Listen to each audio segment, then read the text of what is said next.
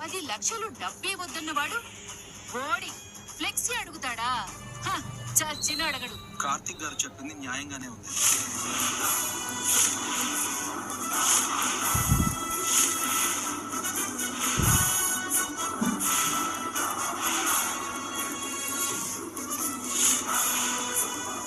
అదే చేయించండి. భలే దొరికేవయ్యా నువ్వు. మా పిల్ల తప్పని ఒప్పుకుంటున్నట్టు నీ షాపు ముందు ఫ్లెక్సీ పెట్టాలా? దీనికి మేము అసలు ఒప్పుకోం. అత్తయ్య గారు లేకపోతే ఏంటి సుమిత్ర? బోడి జ్యూస్ షాప్ ముందు మన పిల్లది ఫ్లెక్సీ పెట్టడం ఏంటి? ఇంకా నయం, నష్టపరిహారంగా జోస్నరీ జ్యూసులు సెర్వ్ చేయమలేదు. మీరు చెప్పింది కూడా న్యాయంగానే ఉంది.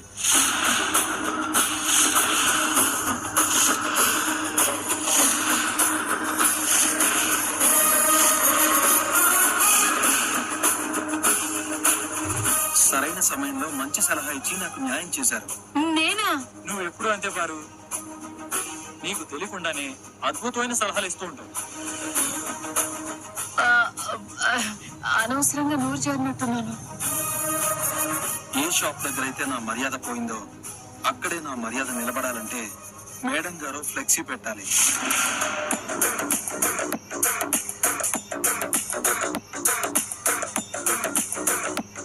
మేడం గారి వల్లే నా క్వాలిటీ కూడా చెడ్డ పేరు వచ్చింది కాబట్టి మేడం గారే 1 గంట నా షాప్ దగ్గర నిలబడి సర్వ్ చేయాలి.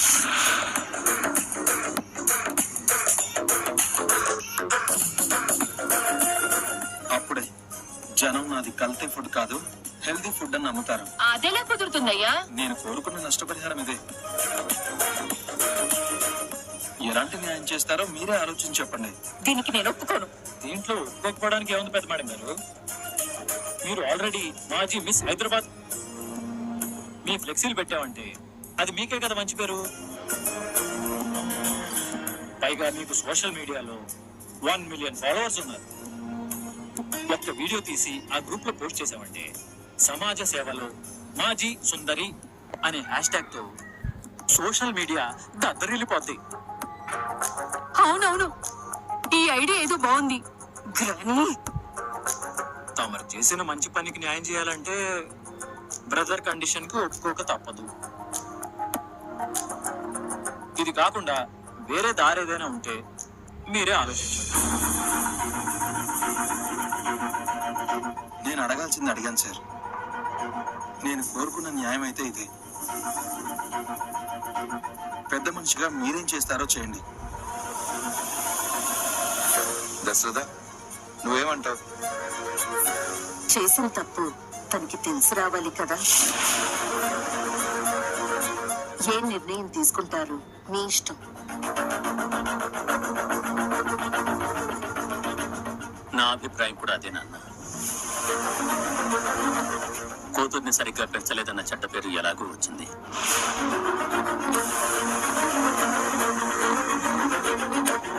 తెలిసిన తర్వాతైనా ఎంతో కొంత సరి చేసుకోవాలి కదా. ఏ నిర్ణయం తీసుకుంటారో మీ ఇష్టం.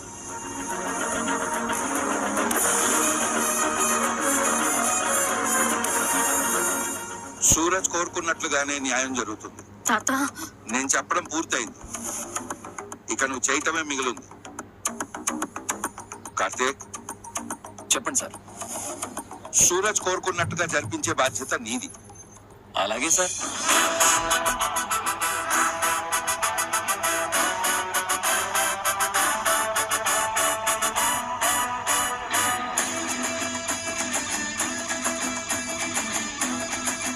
పెద్దవాళ్ల పరువు తీయడానికి కాకపోతే ఇలాంటి పనులు అవసరమనే?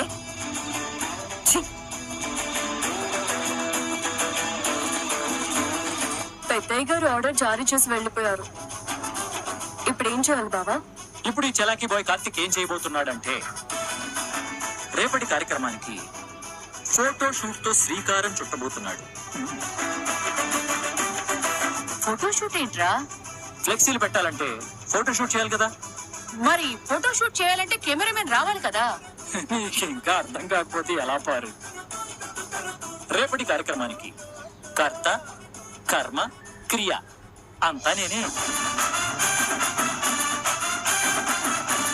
నేనే ఫోటోగ్రాఫర్ని, నేనే కంటెంట్ డిజైనర్ని, నేనే సూపర్వైజర్ని. నువ్వు పెద్ద మాయలోడు అని నాకు తెలుసురా. ఇక టైం వేస్ట్ చేయకుండా ఫోటో షూట్ కి బయటకు వెళ్దాం. పదండి. Brother, you follow me.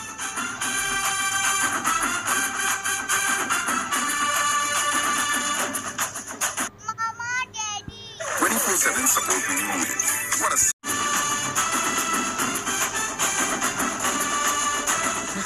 అసలు ఈ పరిస్థితి రావడానికి ఫోటో షూట్ అయిపోయిన తర్వాత మాట్లాడుకుందాం. ఏంటంటే నాకు ఫోటోలు తీయించు. వదులు గ్రాని. పెద్దవాడం గారు, ఇది పట్టుకొని నిలబడండి. దీంట్లో ఏమి లేదు కదా. దీంట్లో ఉండాల్సిన మ్యాటర్ వాళ్ళు రాసుకుంటారులేండి. మీరు ఇది పట్టుకొని నిలబడండి. దీనిలో ఏం రాస్తారు? ఇక్కడ జ్యూసులు సూపరు అని రాసుకుంటారేమో. అవన్నీ మనకెందుకే? ఫోటో తీసుకుంటారు, అందంగా ఒక పోజ్ ఇచ్చేయి. చెప్పుతున్నావు గ్రాని.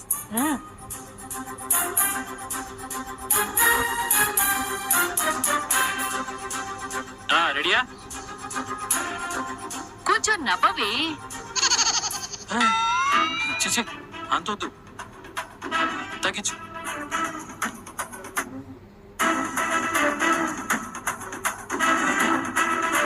ఇది మరీ శ్రద్ధాంజలి కట్టించినట్టుంది. మరి ఎలా ఇవ్వమంటావు బాబా? 50% పశ్చాత్తాపం, 30% బాధ, 10% రియలైజేషన్, ఒక 5% అమాయకత్వం, 3% ప్రాయశ్చిత్తం, 2% సిగ్గు. దీంట్లో సిగ్గుకి చోటు ఎక్కడుందిరా? ఇది నువ్వు అనుకునే సిగ్గు కాదు పారు. ఇంత సిగ్గుమాలిన పనులు చేశానేంటి అనే పదంలో ఉన్న సిగ్గు. వీడేదో గట్టిగానే ప్లాన్ చేసినట్టున్నాడే. ముందు ఫోటోకి స్టిల్ ఇవ్వు. స్టిల్ ఇవ్వు.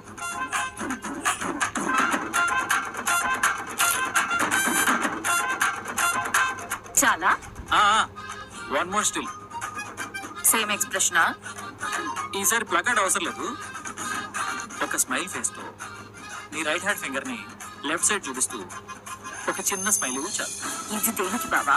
ఏం బ్రదర్, అవసరం లేదా? కావాలి. విన్నావుగా, స్టిల్ పెట్టు. లేదంటే పెద్ద సార్ పిలవండి, ఆయన చేసుకుంటాడు. అవసరం లేదు. అది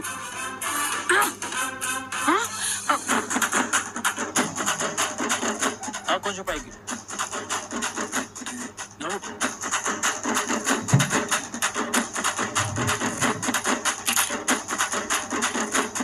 ఓకే, ఫోటో షూట్ అయిపోయింది. ఇక మీరు వెళ్ళొచ్చు. బ్రదర్, ఆ ఫోటో నాకు పంపించండి. అలాగే మార్నింగ్ స్టాల్ దగ్గరికి మేడం గారిని తీసుకుని వచ్చేయండి. అలాగే బ్రదర్, మీరు హ్యాపీగా వెళ్ళి కావాల్సిన ఏర్పాట్లు చేసుకోండి. మేడం గారిని తీసుకొచ్చే బాధ్యత నాది. ఓకే బ్రదర్, మార్నింగ్ స్టాల్ దగ్గర కలుద్దాం.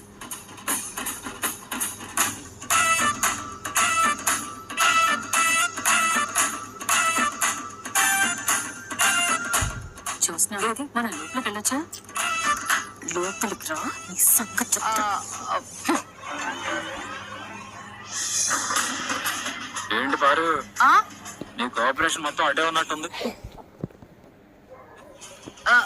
మన మీద అనుమానం రాకుండా ఉండడానికి దానికి సపోర్ట్ గా ఉన్నట్టు నటిస్తున్నాను. మీరు మాత్రం దాని తిక్క భలే కుదిర్చారు. శబాచుర మనోడా.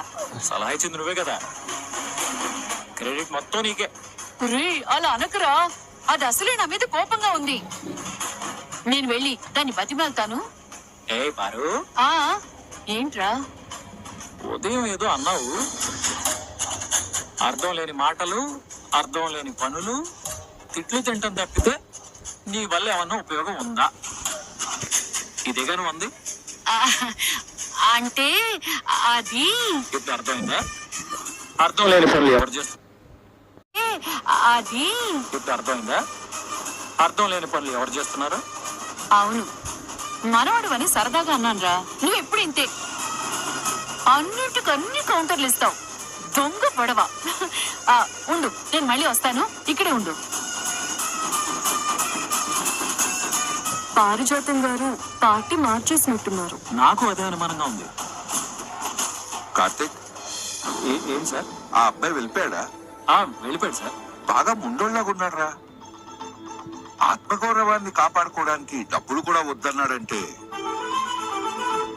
అలాంటి వాడు మన వ్యాపారంలో ఉంటే బాగుండేదేమోరా. ఎవరి ప్రయాణం ఎప్పుడు ఎటు తిరుగుతుందో తెలియదు కదా తాత. చూద్దాం అతని ప్రయాణం కాలం ఎటు తిరగాలని రాసుందో.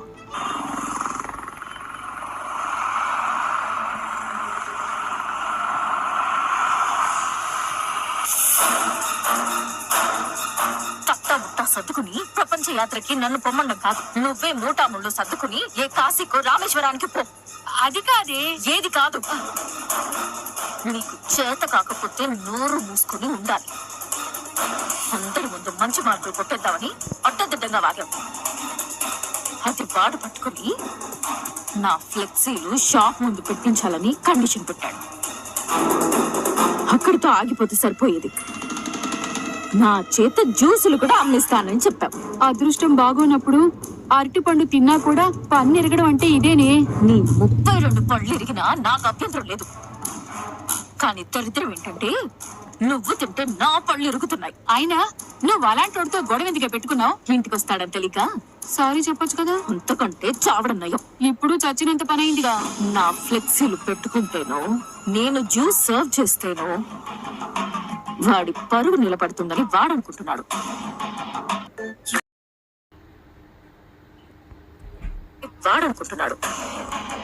అసలు నేను వెళ్తే కదా వాడి పరువు నిలబడ్డానికి. రావాలని చెప్పాడు కదా. వస్తానని నేను అన్నానా? మరి ఫోటోలకి పోజిచ్చావు. వాడిక్కడి నుంచి పోవడానికి. వెళ్ళకపోతే వాడు మళ్ళీ రేపు వస్తాడే. అంతవరకు నేను సైలెంట్ గా ఎందుకుంటాను గ్రాని. వాడి స్టాల్ మళ్ళీ తీయించేస్తావా? సరిపోదు. వాడిని కొట్టిస్తావా? చెప్పలేను. అయ్యో, వాడి జోలికి వెళ్ళకే. మాట ఇవ్వలేను. గోటితో పోయేదానికి గొడ్డల దాకా తెచ్చుకోవడం అవసరమా? అవసరమే గ్రాని. నాకే తల పొగరంటే వాడికి డబ్బులు ఉంది. డబ్బులు వద్దంట. జరిగిన నష్టం డబ్బులతో భర్తీ కాదంట. ఏం చేస్తే నా ఈగో హర్ట్ అవుతుందో వాడు దాన్ని టచ్ చేశాడు. నాకు ఒక విషయం అర్థం కావటం లేదే.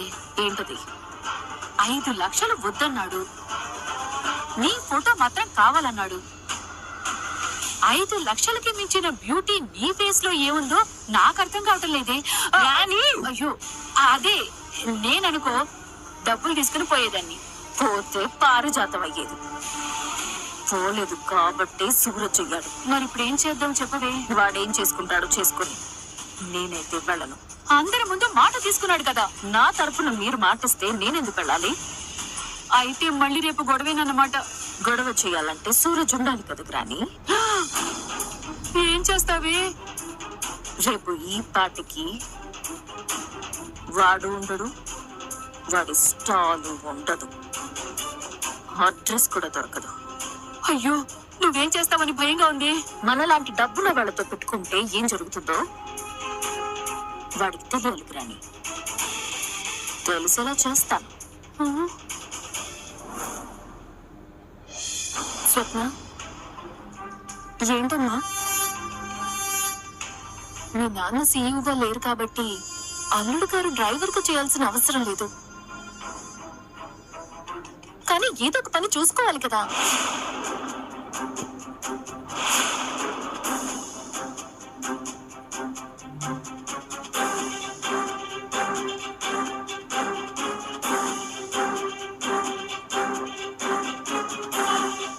అల్లుడు గారు విన్నారంటావా? అంత నోరేసుకుని అరుస్తుంటే వినకుండా ఉంటారా? నేను అన్నది నీ మంచి కోసమే కదే. కానీ ఇది నీతో నేను చెప్పించినట్టుంది. ఏమనుకున్నాడో ఏంటో. నువ్వెప్పుడు ఇంతే. స్వప్న,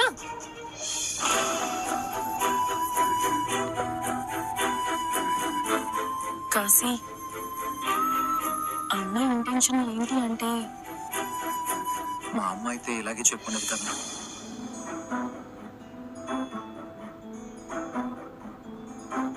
ఈ తల్లైనా పిల్లలు క్షేమంగా ఉండాలని కోరుకుంటుంది.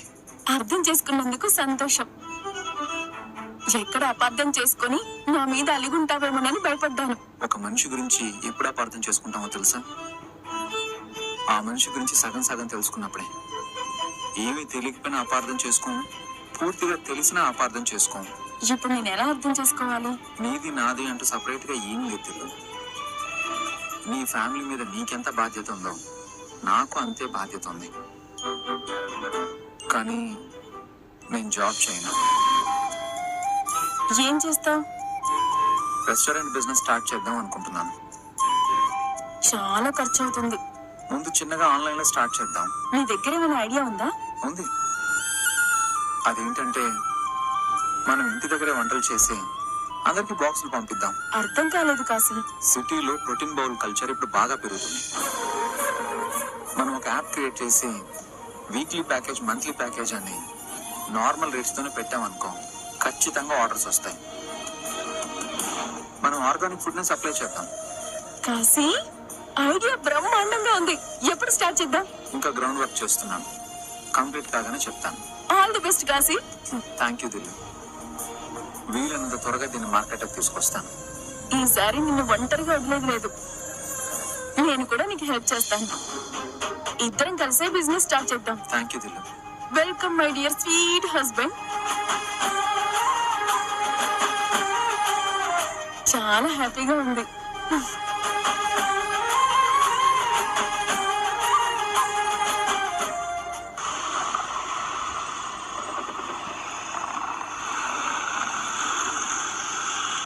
రెడ్ బస్ తెలుగులో కూడా.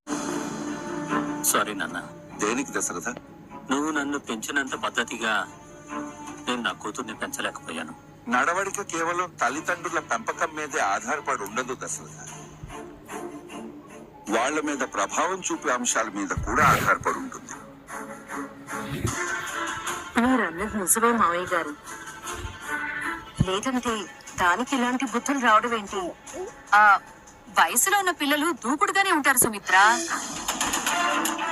అలాగని నేనేం జోస్టాన్ని సమర్థించడం లేదు. కాకపోతే ఒకసారి ఆలోచించండి.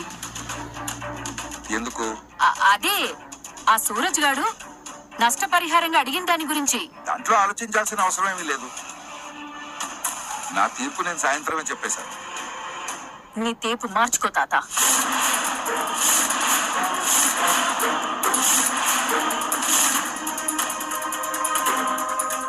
ఎందుకు? ఎందుకంటే ఇది నీ మనవరాలి పరువుకి సంబంధించిన విషయం. రోడ్డు మీద గొడవ పడినప్పుడు ఎక్కడ పోయింది నీ పరువు? సోషల్ మీడియాలో జనం దుమ్మెత్తి పోస్తుంటే ఎక్కడ నిలబడింది నీ పరువు? పరువు అంటే జనం దగ్గర పోగొట్టుకునేది కాదు, మన అంతరాత్మ దగ్గర మనం పోగొట్టుకునేది. నీకు ఉదాహరణ చెప్తాను చూడు. నువ్వే తప్పు చేయలేదు, అయినా నిన్ను జనం తప్పు పడుతున్నారు అంటే అప్పుడు నువ్వు కోప్పడు, అర్థమయ్యేలా చెప్పే ప్రయత్నం చేస్తావు. అర్థం చేసుకోవడానికి ఎదుటి వాళ్ళకి టైం ఇస్తావు. అదే నువ్వు తప్పు చేశావంటే తప్పు పడితే ఊర్చుకోలేవు, నిజాన్ని ఒప్పుకోలేవు. ఎక్కడ ఓడిపోతానన్న భయంతోనే సగం చచ్చిపోతుంది. అంటే జనాల కంటే ముందు మనం మన అంతరాత్మకి సమాధానం చెప్పుకోగలిగితే మన పరువు ఎక్కడికి పోతుంది.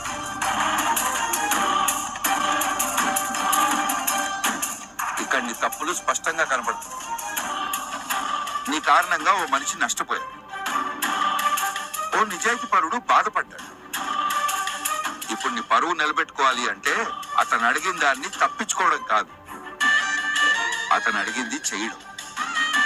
నేను చెయ్యను. చేస్తావనే నేను మాట ఇచ్చాను. మాట వెనక్కి తీసుకోండి.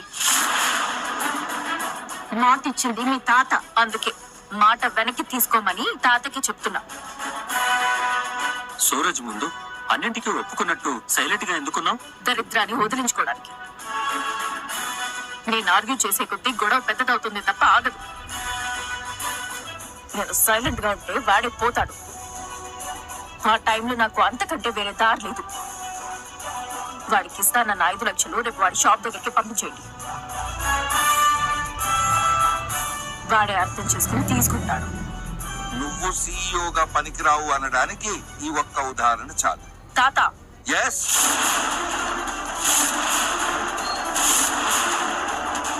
నీ కింద పనిచేసే వాళ్ళల్లో అన్ని రకాల మనుషులు ఉంటారు. మేనేజర్ మీద అరిచినట్టు రెస్టారెంట్ లో బాయ్స్ మీద, వంట మనిషి మీద, కస్టమర్ల మీద అరిస్తే రెండో రోజు వాళ్ళు రారు. సీఈఓకు ఉండాల్సిన మొదటి లక్షణం నా అనుకునే తత్వం. అది నీలో లేకపోయినా, అది ఎదుటి వాళ్ళ మీద చూపించలేకపోయినా నీ నష్టాన్ని నువ్వు కొని తెచ్చుకున్నట్టు.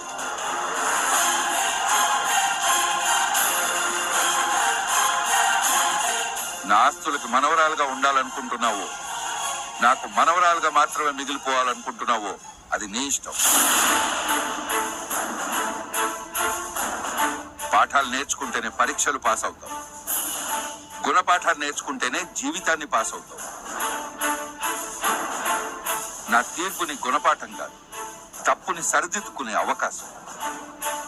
దాన్ని నువ్వు వద్దంటే తర్వాత నేను తీసుకునే నిర్ణయాలు నీ మనసుకి తీసుకోవడానికి కష్టంగా ఉంటాయి.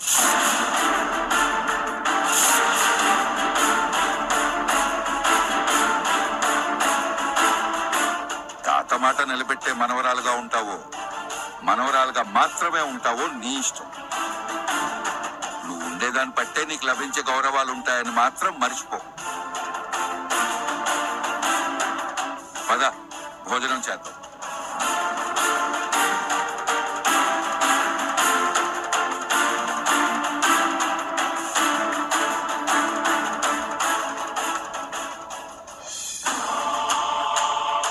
ఇది నీకు హెచ్చరిక లాంటిది.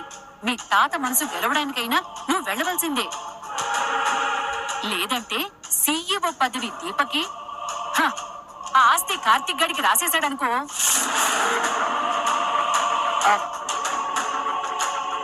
నువ్వెవరో బయటపడిందనుకో, మన బతుకు చెప్పకూడే.